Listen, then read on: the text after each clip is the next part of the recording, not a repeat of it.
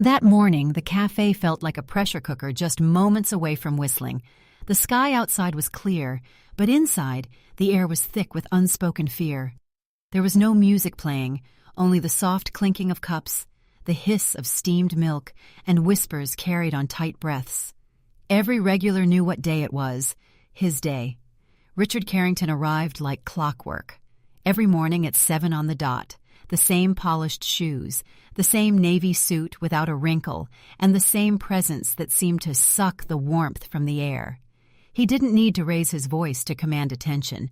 His very entrance, the click of the door closing behind him, sent a ripple of tension across the room.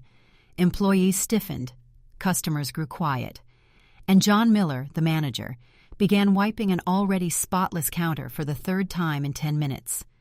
Today was no different. As Richard stepped through the door, all activity slowed, then resumed at double speed. Everyone scrambled to avoid his glance. He didn't look around, didn't smile, didn't greet anyone. He walked straight to his usual spot by the window, a corner table with the best view of the street. A young server nearly dropped her notepad rushing to clean the table before he sat down. Her hands trembled as she wiped the surface twice, 3 times, before stepping back. Behind the counter, Alex Bennett nervously adjusted his glasses and glanced at the espresso machine. Just 19, he had been working here less than a month. Tall, lanky, and soft-spoken, Alex took his job seriously. Too seriously, perhaps, in a place like this.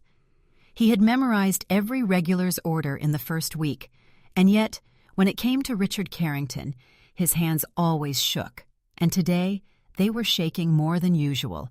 Alex began preparing the double espresso, the one with a dash of cinnamon, exactly how Mr. Carrington liked it. The water had to be precisely between 195 and 205 degrees. The crema needed to be smooth, not bubbly.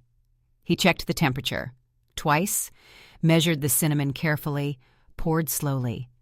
John Miller stood a few feet away, arms folded across his chest. He didn't say anything, but his eyes spoke volumes. Get it right. Across the cafe, in a quiet corner near the pastry case, a young woman watched silently. Her name was Emily Carter, and she was new, barely a week into the job. She hadn't had much interaction with Richard yet, but she'd heard the stories. Everyone warned her. Don't speak, don't make eye contact.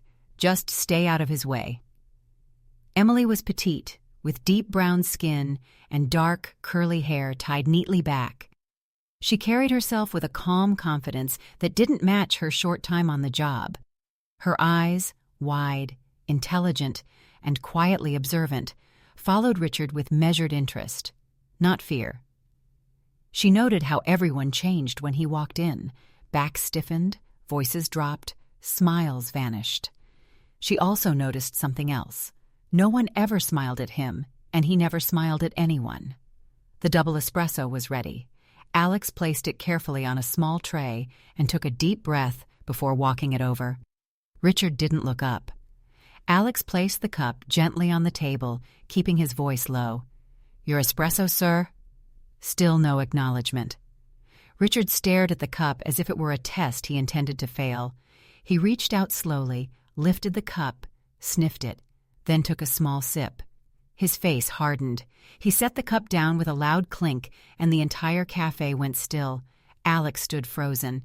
"I asked for a perfect espresso," Richard said, his voice icy. "This is not perfect." I'm sorry, sir," Alex stammered. "This coffee is an insult," Richard said, louder now. "It's too hot, unbalanced." "Do you think I come here for this kind of amateur work?" John Miller rushed over, his face pale. "I apologize, Mr. Carrington. We'll remake it right away." Richard turned slowly, locking eyes with John. "How many times have you said that, John? Tell me. How many more chances do you think your staff deserve before I take my business and my influence somewhere else?" John bowed his head. "I understand." "No, you don't," Richard snapped. "If you did, you wouldn't keep hiring children." Alex's cheeks turned crimson. He stepped back, swallowing hard, glasses slipping down his nose. Emily clenched her jaw, watching it all unfold. She wasn't surprised. She'd seen worse growing up in South Chicago. But that didn't make it right. Her mother had taught her that dignity wasn't something others could give or take. It lived inside you. And if you let someone steal it, they'd keep doing it. She looked at Alex, his lip trembling, hands shaking, and felt something stir in her chest. Still, she said nothing. Not yet. Richard returned to his espresso and took another sip, then shoved it aside with disgust. He waved his hand dismissively. Remake it. And this time, try not to embarrass yourselves. Alex turned and walked back toward the counter, barely able to hold the tray steady. Emily's eyes followed him the whole way. Behind her calm expression, something was boiling. The rest of the cafe tried to pretend nothing had happened. A man near the window flipped a newspaper page too loudly. A woman stirred her tea, looking down as if studying her reflection. Emily wiped a nearby table slowly, methodically, trying to process what she'd just seen. Her mother's voice echoed in her mind. People will test your dignity every day. Don't let them take it, no matter how powerful they are. Chassé. Richard Carrington leaned back in his chair, completely unaffected, watching the world pass by outside like he owned it. His fingers tapped on the table, already impatient for his second cup. Emily stole another glance at Alex, who was re-prepping the espresso with mechanical precision, face pale and tense. This can't go on like this, she thought. She turned away, but her hands moved slower. Her chest felt tight. Something inside her had shifted. And as she placed a clean cup on a table, her grip tightened. Emily returned behind the counter and began organizing the cups, but her movements were slower now, calculated, focused, like her thoughts were louder than the clinking porcelain. She didn't speak to anyone, but her eyes kept drifting toward Richard's table, and then back to Alex, who was now adding a precise sprinkle of cinnamon to the freshly brewed espresso. John stood next to him, nervously wiping his palms on his apron. Emily wasn't used to silence like this. Even in tough neighborhoods, people talked. They fought back. But here, fear had found a permanent seat. Alex placed the second cup of espresso on the tray and took a long, shaking breath. This time he looked over at Emily. Their eyes met for a brief moment. His were pleading. Hers? Steady? Grounded. He turned and made his way back to Richard. This time, Richard didn't wait. He took the cup before Alex had a chance to place it down, sniffed again and sipped. Then, the same cold silence. Richard set the cup down carefully. Still wrong, he muttered with finality, and gave a sharp wave, as if dismissing a servant. You've wasted my morning twice. Alex opened his mouth, but no words came out. He turned away, shoulders hunched, and walked stiffly back to the counter, tray in hand like a weight he couldn't put down. Emily watched him set the tray down and rub his palms against his jeans. His hands were red. Behind them, Richard reached for his briefcase, pulled out his tablet, and began typing as if nothing had happened. Emily turned to John. Why do we let him treat people like that? John blinked, startled. Emily, just keep your head down. This place what? She asked, her voice low but sharp. John looked around, lowered his tone. He could shut us down. The cafe runs on a fine edge. He's not just a customer, Emily. He's connected. We've all learned that the hard way. Emily didn't respond. She didn't need to. Her silence said enough. Alex stood beside her, arms crossed, head lowered. Emily wanted to reach out, to say something comforting, but the words felt useless. What comfort was there in asking someone to stay quiet and endure? Instead, she returned to wiping the counter. A few minutes passed. Customers whispered behind screens, stole glances. The espresso machine hissed quietly again, but no one seemed relaxed. Emily's thoughts drifted back to her mother, Patricia Carter. She remembered how her mom came home late, feet swollen, hands cracked from scrubbing floors, but still smiled, still carried herself with pride. She used to say, Emily murmured, more to herself than anyone else, no one has the right to wound your self-respect, no matter how rich or powerful they are. Alex looked up. "What?" Emily shook her head gently, then turned back toward the dining area, tray in hand. As she made her way between tables, her steps slowed when she passed Richard. She didn't look at him, but she felt his presence, the way his chair creaked as he shifted, the scratch of his pen on his tablet screen, the occasional sigh of superiority. She felt it all, and she knew. Tomorrow, she'd no longer be able to stay silent. That night, after her shift, Emily sat at the small kitchen table in her one-bedroom apartment. Her mother's picture sat near the window, an old photo with faded edges showing Patricia in her work uniform, eyes bright with stubborn resilience. Emily stared at it for a long while.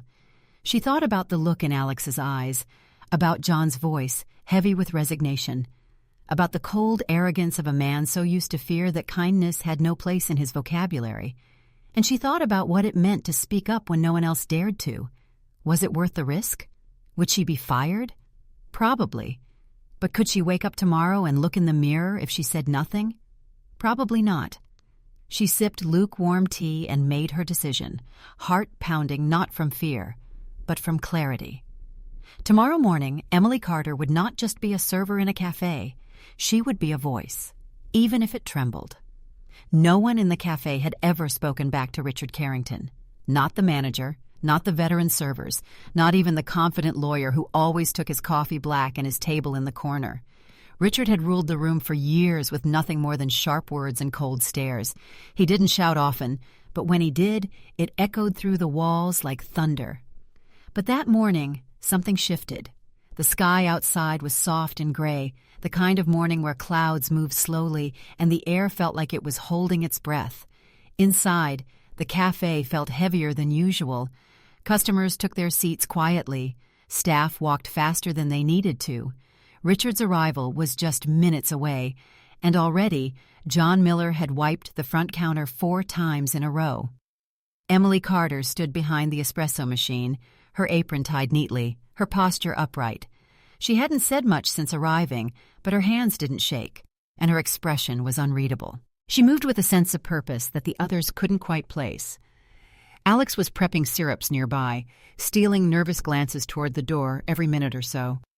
His eyes met Emily's briefly. She gave a small nod. "Do you think he'll be worse today?" Alex asked, voice barely a whisper. Emily didn't answer right away. She looked toward the front door. "Doesn't matter." Alex furrowed his brow. "What do you mean?" Emily wiped her hands on a cloth. "I mean, it's not about him. It's about who we let ourselves become when he acts that way." Before Alex could respond, the front door opened. Right on time. Richard Carrington stepped inside, coat crisp, shoes polished to a mirror shine. The same walk, the same air of importance. He didn't even glance at the staff as he strode to his usual table. Every eye followed him, then quickly looked away. The usual routine followed. A table was wiped again, even though it was already clean. A water glass was set down, and then the quiet tension returned, waiting for someone to bring him his double espresso. John gave a small nod to Alex, but before Alex could move, Emily picked up the order ticket. "I've got this," she said. Alex froze. Are you sure?" Emily didn't look at him. "Yes." John glanced over. "Emily, maybe today's not—" But she was already moving. At the machine she worked methodically. Ground, tamp, brew. Her motions were smooth and sure. The cinnamon was measured perfectly, not a grain more or less. The porcelain cup gleamed. She placed it gently on the tray and took a deep breath. Then she walked. Each step toward Richard's table felt heavier, not from fear, but from purpose. When she reached him, she stood tall. "Good morning, Mr. Carrington. Your espresso." He didn't look up at first, but after a moment, his sharp blue eyes rose to meet hers. He blinked. It wasn't just the new face. It was the way she looked at him. Not with fear, not with defiance, just calm certainty. He took the cup, sipped, then, as always, frowned. "It's hot," he said flatly. Emily didn't flinch. "Yes, sir, it's fresh." Richard narrowed his eyes. "You're new?" "Yes." He set the cup down hard. Fresh doesn't mean good. This isn't what I expect. Behind her, silence fell again. John froze mid-step. Alex's heart pounded. Richard leaned back, voice rising just enough. I come here every day. I spend real money here. I expect better. Is that hard to understand? No, sir, Emily said. Her voice was steady. But with all due respect, being wealthy doesn't give you the right to belittle people. The cafe froze. Richard's eyebrows lifted, genuinely stunned. What did you just say? Emily stood firm. I said your money doesn't entitle you to disrespect others. A few forks clinked against plates in surprise. A couple near the back stopped mid-conversation. Richard slowly set the cup aside. Are you seriously standing there, lecturing me? A server? I'm not lecturing you, she replied. I'm reminding you that this is a place where people work hard and deserve to be treated with basic decency, regardless of their job title. His jaw tightened. Do you even know who I am? I know you're someone used to getting their way, and I know fear has kept people quiet around you, but not today. John stepped forward now, voice low. Emily, maybe we should just... I'm okay, she said softly, without turning around. Richard rose from his seat, tall and imposing. You think you're brave? You think you'll win some kind of moral trophy for this little moment? I'm not trying to win anything, Emily said. I just won't let you crush people anymore. Not if I can help it. His voice dropped, smooth and poisonous. Let me guess, you've had a rough life. You think this place is your stage. Maybe you want attention. Her eyes darkened. I want respect, for myself and for others. Richard smirked. Respect? You think that's something you get by throwing speeches at people like me? No, she said. I think it's something you earn, and something no one, no matter how rich, has the right to take away. For a second, no one moved. Then Richard's hand slammed the table. Who do you think you are? Emily didn't answer right away. She let the silence hang. Finally, she said, I'm someone who won't be silent just because it makes you comfortable. He stared at her, breath tight, fury rising. But the moment had changed. She hadn't yelled, she hadn't shaken, and somehow that quiet certainty made him feel more challenged than if she'd shouted. The entire cafe was still. At the counter, Alex stood straighter. By the pastry case, a customer slowly lowered her phone, stunned. Behind the bar, John exhaled slowly. And Emily? She simply turned and walked back toward the counter, heart racing in her chest, but her steps calm even. As she passed Alex, she whispered, You okay? He nodded, amazed. I think I am now. Richard remained standing, eyes darting between staff and customers, trying to read the room. But no one looked back at him the same way. The spell had broken. Emily had drawn a line in the sand, and for the first time in a long while, someone had dared to cross it. The echo of Emily's words still hung in the air long after she returned to the counter. The tension in the cafe had not disappeared, but it had changed. Where once there had been fear, now there was something else, a fragile, curious energy, like everyone was holding their breath, waiting to see what would happen next. Richard Carrington remained standing by his table, hands still resting on the spot he had slammed. His face was unreadable, his pride bruised, his power momentarily shaken. He looked around, expecting to see downcast eyes, silent submission. Instead, he saw people watching, not cowering, watching. Emily, behind the counter now, busied herself with cleaning cups, wiping the same one twice just to give her hands something to do. Inside, her heart was pounding hard enough that she could hear it in her ears, but she didn't show it. She kept her back straight, her eyes calm. She knew what she'd done, and she also knew she couldn't undo it. Across the cafe, John Miller felt as if the floor beneath him had cracked open. In all his years running this place, He'd never seen anyone stand up to Richard like that. Not a manager, not a customer, let alone a brand-new server. He opened his mouth to speak, to say something, anything, to de-escalate the moment, but no words came. His throat was tight. His palms were sweating. Alex looked between Richard and Emily, then back again. He hadn't moved since she returned to the counter. The cup he was holding had gone cold in his hand. The other patrons whispered among themselves, quietly enough to be respectful, but loud enough to make Richard realize that he was no longer the only one in control. Then it happened. A chair scraped across the floor, breaking the fragile silence. Everyone turned.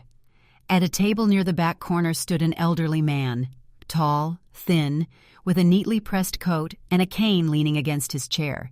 His name was Henry Thompson, a regular. Every morning, black coffee, no cream, no sugar. Sat quietly, read the newspaper, and rarely spoke to anyone. Today he stepped forward. "Enough, Richard," he said, his voice aged but firm. All heads turned toward him. Even Richard blinked. "Mr. Thompson," Richard said, narrowing his eyes, "this doesn't concern you." Henry walked slowly toward the center of the café, his steps deliberate. "Oh, but it does. It concerns all of us." Richard raised an eyebrow, lips twitching in annoyance. "What are you talking about?" Henry stopped just a few feet away from him. "Years ago, you humiliated me at a company party, remember? You mocked me in front of my own colleagues, told them I was too old to understand innovation, that I was obsolete." Richard's mouth opened slightly, but no words came. "I said nothing then," Henry continued, "because I thought it would pass. I thought I could ignore it. But people like you, people who believe they can trample others without consequence, you don't stop. You just keep going until someone tells you no." The room was still. Henry glanced toward Emily. "She told you no, and she was right." A few patrons nodded quietly. One woman dabbed at her eye with a napkin. Richard's jaw tightened. "You're letting your emotions cloud your judgment, Mr. Thompson." Henry chuckled lightly. "And you've let your pride blind yours." Then, from another table, a voice joined in. "She did the right thing." All eyes turned to a middle-aged woman near the window. She wore glasses, a scarf wrapped neatly around her neck. Her name was Margaret Collins, and like Henry, she was a long-time regular. "She showed more character in 5 minutes than I've seen in years of coming here," Margaret said firmly. "And frankly, we've all been complicit, watching, letting you treat people however you please." Another man stood. "It's true. We all saw it. We said nothing. Maybe we were afraid, but not anymore." One by one, people rose from their seats. Some stayed quiet. Some nodded. A few murmured words of support. Richard stood frozen. Emily looked around, stunned. John leaned against the counter, overwhelmed. Alex grinned, just a little. And for the first time since he'd begun coming to this cafe, Richard Carrington realized he was outnumbered. He looked at Emily again. Her posture was the same, calm, steady. But her eyes, those deep, unshaking eyes, were filled with something he hadn't seen directed at him in a long time. Conviction. Richard's lips parted. For a moment it seemed like he might say something, but he didn't. He simply turned, collected his coat, and walked out the front door. No parting words, no glares, just silence. As the door swung shut behind him, it sounded louder than usual, like something final. And then the cafe exhaled. It started slowly, just a shift in shoulders, a few deep breaths. Then came the sound of clapping. Quiet at first, then louder. More people joined in. Applause filled the space, bouncing off the walls like a warm wave. Emily stood still, unsure of how to respond. She hadn't expected this. John stepped forward, placing a gentle hand on her shoulder. "You did something most of us couldn't." Alex grinned fully now. That was incredible. Emily gave a small smile, still processing it all. She looked toward Henry, who gave her a respectful nod, then toward Margaret, then the rest of the room. But just as quickly, the applause faded, and with it came a different sound. Whispers, not of admiration, of warning. "She's brave but foolish," someone murmured. "Richard Carrington doesn't forget. Bet she'll be gone by the end of the week. Power doesn't like being challenged." The warmth in the room cooled again, just slightly. Emily heard them. She heard them all. But she didn't respond. She simply returned to the counter, picked up a clean cloth, and began wiping down the espresso machine. Her hands moved steadily, though her mind was racing. She had done what was right, but she also knew this wasn't over. Not yet. Richard Carrington didn't go to the café the next day. For the first time in years, the polished navy suit stayed on its hanger, the espresso order was never placed, and the corner table by the window remained empty. The regulars noticed immediately. Whispers floated over cups of coffee and plates of scones. Maybe he's embarrassed. Maybe he's planning something. Maybe he won't come back. Back in his penthouse, high above the city, Richard sat in silence. The floor-to-ceiling windows stretched across the living room, giving him an uninterrupted view of downtown. It was his favorite part of the apartment, what he had once called the view of a man who's made it. Now the skyline looked dull. The sun glared off the buildings, but no warmth came through the glass. The untouched espresso machine in his kitchen blinked with a red light. Water needed refilling. He ignored it. Instead, he stood barefoot in front of the mirror. The suit jacket from yesterday was draped over a chair. His tie hung loose around his neck, and on his face, he saw something unfamiliar. Doubt. He couldn't stop hearing her voice. "Your money doesn't entitle you to disrespect others." It echoed louder than any boardroom speech or courtroom defense he'd ever delivered. And it wasn't just the words, it was the way she said them. Calm, direct, unshaken. He should have felt angry. He should have been furious. But instead, he felt hollow. At the cafe, Emily noticed the difference immediately. She didn't expect applause, and she certainly didn't expect safety. The whispers hadn't stopped. Some co-workers were polite but distant. Others kept their eyes down when passing her, as if contact might be dangerous. But she moved as always, graceful, attentive, deliberate. Henry Thompson gave her a kind smile as he entered that morning. He didn't say much, just his usual nod and, "Morning, dear."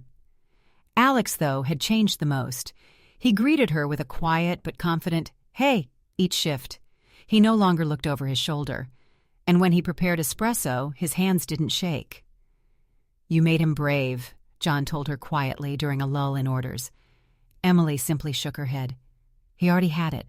He just needed to remember. By the second day of Richard's absence, curiosity replaced tension.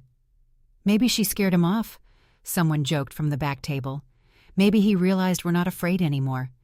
But Emily wasn't so sure. She knew people like Richard didn't disappear. They recalculated. That evening, Richard stood in his massive walk-in closet, staring at rows of suits. He picked a charcoal one, then put it back, then a navy one, hung it again. None of them felt right. He ran a hand through his hair, sat on the edge of the bed, and leaned forward, elbows on knees.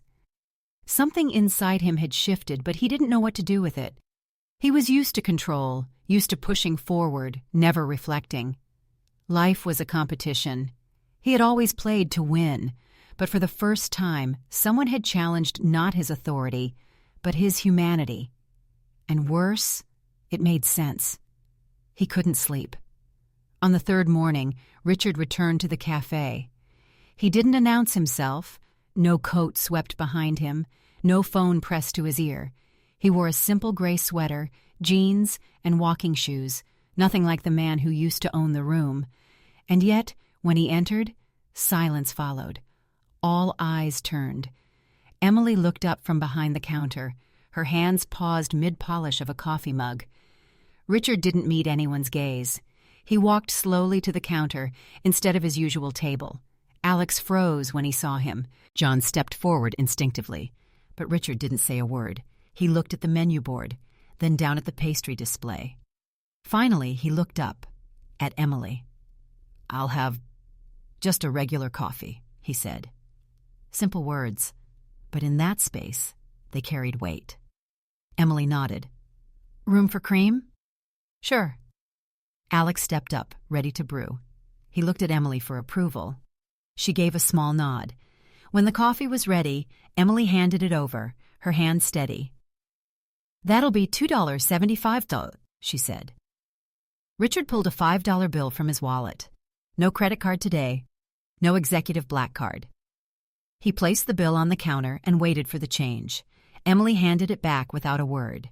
He took his cup and stepped aside, not returning to his corner throne, but choosing a small table near the back. A few regulars glanced at each other. No one spoke. Emily returned to her station, but something in the air had shifted again. Not heavy this time, not fearful, just quiet. Richard sipped the coffee. It was too hot. He didn't complain. Instead, he looked around.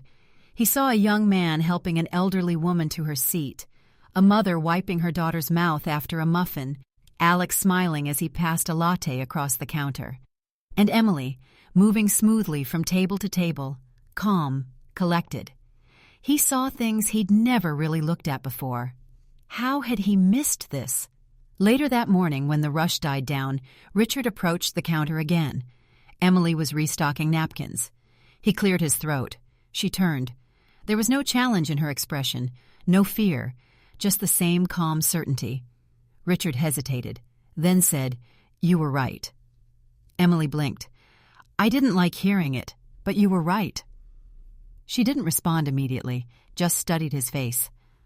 "I treated people like tools," he continued.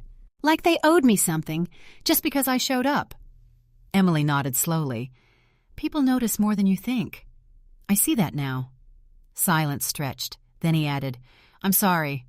Not loud, not theatrical, but real." Emily gave a small smile. "Thank you." He looked around. "It's a good place. This cafe." "It is," she said. "We try to make it feel human." Richard nodded. "That's something I forgot how to be." And with that, he turned and left. No dramatics, just a quiet exit. But this time, something lighter followed him out the door. The next few days were quiet, but not in the way they used to be. The tension that once clung to the walls of the cafe had loosened its grip. Richard Carrington now came in wearing soft sweaters and walking shoes instead of pressed suits and polished arrogance. He ordered plain coffee, sat at small tables, and for the most part kept to himself. No demands, no complaints. It was strange at first, like watching a lion voluntarily step out of its cage, then lie in the sun like an old house cat. Emily noticed the difference, but she didn't comment on it. Neither did anyone else. The entire cafe seemed to be holding its breath, waiting to see if the change would last. And quietly, it did. One morning, while restocking sugar packets, Emily glanced up and saw something that made her pause. Richard was helping a young mother carry her stroller through the cafe. He didn't say much, just offered a hand, held the door, and gave a small nod. No fanfare, no smirk. When he returned to his seat, he caught Emily watching. She didn't smile, but she gave a respectful nod. He returned it. That afternoon, Richard lingered longer than usual. After the lunch rush had died down, he sat near the window with a small notebook open beside his coffee. It wasn't business notes, not figures, not legal language. It was blank paper, and he was scribbling.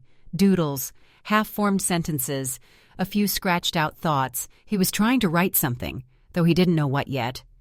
Alex passed by his table to clear dishes. Richard looked up. "Good job today," he said softly. Alex froze for a second, surprised. Thanks," he mumbled. Richard hesitated, then added, "Sorry, for before." Alex blinked. "It wasn't right," Richard said. "I don't expect you to forget it. But I'd like to try to be better." Alex nodded slowly. "Okay." It wasn't much, but it was a start. That night, Richard sat alone in his penthouse again. But instead of staring into space or pacing, he reached for an old photo album, one he hadn't opened in years. Inside were faded pictures of a boy with wild hair and scraped knees. A stern-looking man in every shot, the boy's father, always standing stiffly, always dressed perfectly.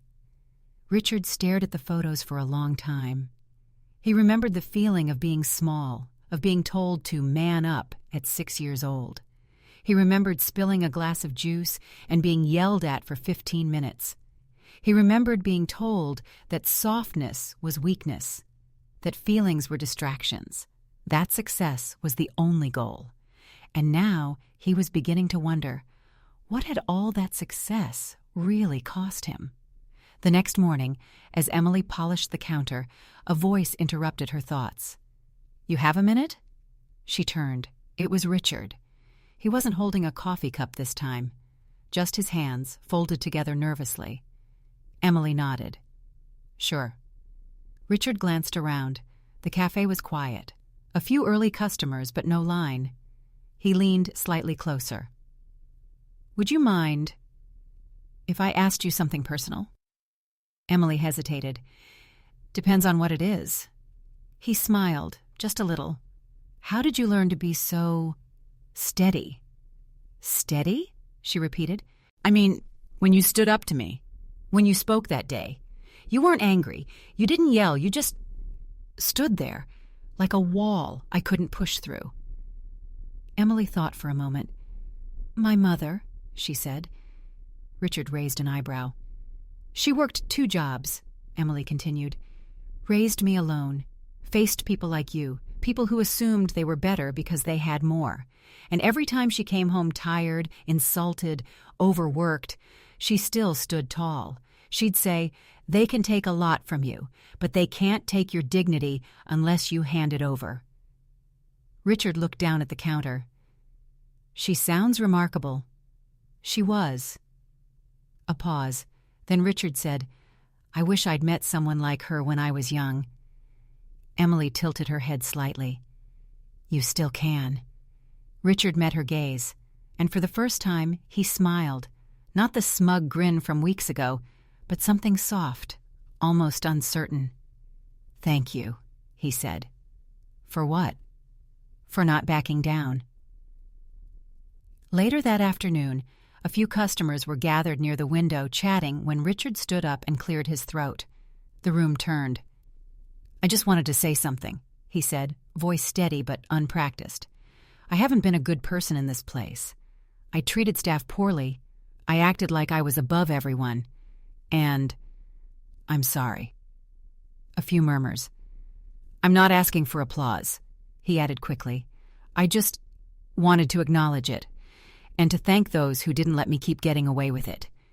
He glanced toward Emily, then Alex, then Henry and Margaret, who were sitting together that day.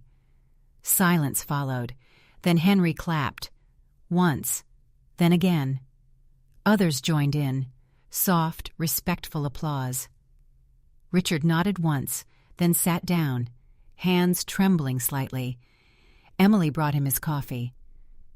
"On the house," she said quietly. He looked up. "You earned it." The cafe felt different now. Not louder, not busier, just warmer. Like a room that had opened its windows after a long, stale winter. Laughter came easier. Conversation stretched longer. People looked each other in the eye. And Richard Carrington? He still came in every morning, still ordered the same plain coffee. But now, he greeted the baristas by name. He held the door for elderly customers. He sometimes even stayed to chat about nothing in particular, weather, sports, the new jazz playlist someone had added to the speakers. He sat at different tables now, never reclaiming the old corner seat that had once felt like a throne. And he never asked for cinnamon. Emily noticed the changes. But more than that, she noticed how natural they seemed now. The staff no longer stiffened when the doorbell rang at 7 a.m. The regulars no longer whispered about him when he walked in. And Richard, he no longer wore his pride like armor.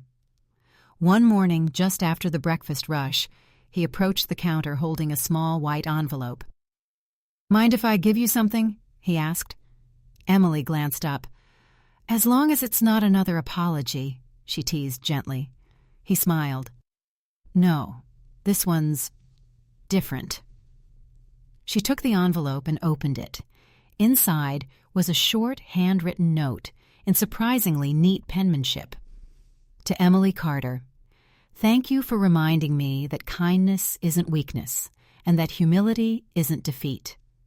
You didn't just change how I act. You changed how I think. I hope this cafe knows what a gift you are. Richard." Emily read it twice, then looked up, eyes soft. "Thank you," she said. He nodded. "Just words, but I mean them." That Friday, the cafe hosted its monthly community hour, a simple tradition where local musicians played soft acoustic sets while neighbors caught up. It wasn't flashy, just cozy. There were cookies on the house, and the manager usually let staff wear jeans. Emily was helping a little girl choose between chocolate chip and oatmeal raisin when Richard stepped onto the small wooden platform near the window. A hush fell across the room. "Don't worry," he said quickly, holding up both hands. "I'm not here to sing." A few chuckles. He continued, "I asked John if I could say something tonight, just for a minute." The crowd quieted again. Richard cleared his throat. "I've spent most of my life thinking power was about being the loudest voice in the room, or having the most money, or making people jump when you walked in." He glanced around. "I was wrong." He looked at Emily. "I learned something here, from someone who didn't yell, didn't threaten, didn't try to embarrass me. She just stood her ground, calmly and clearly, and it changed everything." Emily's face flushed slightly, but she didn't look away. Richard continued, "So tonight, I want to say thank you, not just to her, but to all of you, for showing me that this place isn't just about coffee. It's about community, about people." A quiet pause. Then he smiled. "I used to come here to be served. Now, I come here to belong." Applause rose. Not thunderous, but warm, real. Later that evening, as the crowd thinned, Richard found Emily near the counter. "Heading out?" she asked. He nodded. "Yeah, long day tomorrow." Emily hesitated, then said, "You've come a long way, you know." "So have you," he replied. She smiled. "I just stood still." "No," he said softly. "You stood tall." He reached out, not for a handshake, but gently, with a hand over his heart, a small gesture of respect. Emily returned it. The next morning, Richard came in as usual, ordered his coffee, sat by the window where sunlight painted stripes across the table.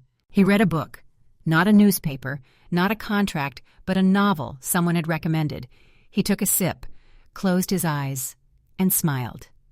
Sometimes the biggest changes come not with grand speeches or dramatic moments, but through a quiet conversation over a cup of coffee. In a little cafe tucked away in a bustling town, a man who once commanded fear with his presence began to discover something deeper, something more human, in the steady gaze of a young woman who refused to be broken. Emily Carter never raised her voice. She never tried to humiliate anyone. She simply stood with dignity, refusing to let her silence be mistaken for submission. That small act of courage, rooted in her upbringing, in her love for her late mother, and in her deep connection to the strength of the Black community, set off a ripple. One by one, people began to see. They saw the injustice, the fear, the quiet suffering, and more importantly, they saw the power of grace. From that moment on, the cafe changed, not because Richard Carrington was defeated, but because he chose to bend. He looked inward, listened, and slowly unlearned what power had taught him. In doing so, he found something he'd long forgotten: belonging.